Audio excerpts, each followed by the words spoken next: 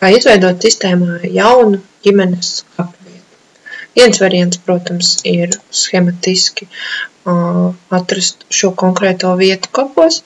Otrs variants, kas, manuprāt, ir ātrāks, tātad, ja jūs zinat blakus esošās vietas numuru, kā pieņemsim konkrētā gadījumā, es nolēmus izveidot vietu blakus 117. vietai, tātad ierakstam 117, meklēt.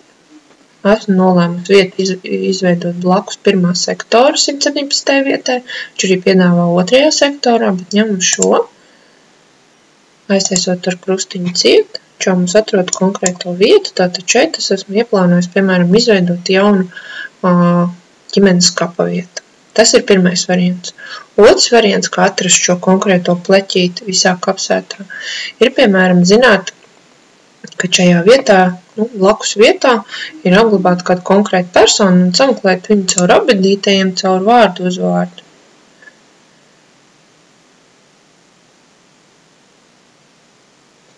Spiežam te, ievadam konkrēto vārdu uzvārdu, meklēt, viņš mums viņu atrod, noklikšķinam, tieši tāpat tās aiztaisam ar krustiņu ciet, ja?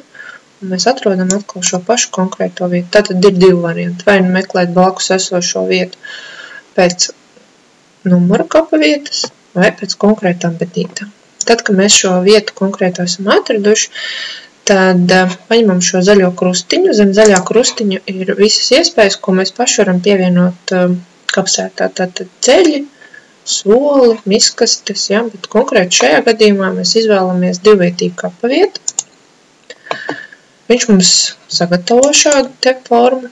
Tagad mums viņu vajadzētu iekārtot konkrēti tajā vietā, kur viņa būs paredzēta. Paņemot šo krustiņu, uzklikšķinot peles kreiso taustiņu, turam, mums ir iespēja viņu bīdīt ar aplīti, tieši tāpatās, nospiežot peles kreiso taustiņu, turot, mums ir iespēja viņu sagrozīt, tad mēs viņu ieliekam un iebīdam tieši tur, kur būs šī jaunā kapa vieta. Tad, kad tas ir izdarīts, mums šai vietai ir jāpiešķir gan sektors, gan jaunās kapa vietas numurs.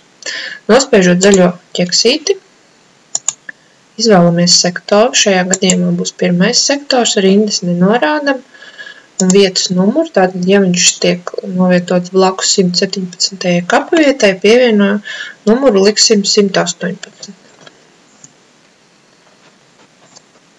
Nospiežam izveidot. Ja, tātad jauno kapa vietu mēs esam schematiski iezīmējuši, ielikuši konkrētā vietā. Tagad mums vajadzētu ievadīt jauno apglabāto personu. Tātad šeit redzam ir divas tādas, kā paredzētas divas kapu kopiņu šajā vietā. Spiežam uz vienu kopiņu, atvērsies šāda forma, ievadam mirušās personas vārdu uzvārdu.